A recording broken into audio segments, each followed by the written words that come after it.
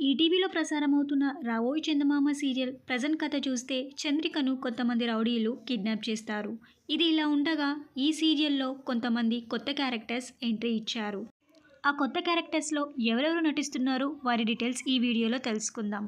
ఈ సీరియల్‌లో కౌశిక్ క్యారెక్టర్‌లో 'నువ్వు నేను ప్రేమ' సీరియల్‌లో నటిస్తున్న మూర్తి కౌశిక్ క్యారెక్టర్‌లో ఎంట్రీ ఇచ్చారు. ఇక కౌశిక్‌కి తండ్రి క్యారెక్టర్‌లో ఎన్నో తెలుగు సీరియల్స్‌లో నటించిన సెల్వరాజ్ నటిస్తున్నారు. ఇక కౌశిక్‌కి తల్లి పాత్రలో 'కలిసి ఉంటే కలదు సుఖం', 'కళ్యాణం కమనీయం', 'భార్యామణి' ఇలా చాలా సీరియల్స్‌లో నటించిన స్వర్ణ నటిస్తున్నారు. ప్రెజెంట్ స్టోరీ చూస్తే కౌశిక్ భార్య మరియు కూతురు చనిపోయినట్టుగా తెలుస్తుంది. కౌశిక్ తల్లి ఆరోగ్యం కూడా బాలేదు. అయితే భరత్ కౌశిక్‌కి మీ అమ్మ ఆరోగ్యం బాగుండాలి అంటే ఎవరైనా మీ భార్య కూతురిగా తీసుకొస్తే మీ అమ్మ ఆరోగ్యం బాగుపడుతుందని భరత్ సలహా ఇస్తారు. ఇక అప్కమింగ్ ఎపిసోడ్స్‌లో చంద్రిక మరియు చంద్రిక కూతురు కౌశిక్‌కి భార్యగా, కూతురిగా నటిస్తారేమో అని తెలుస్తుంది.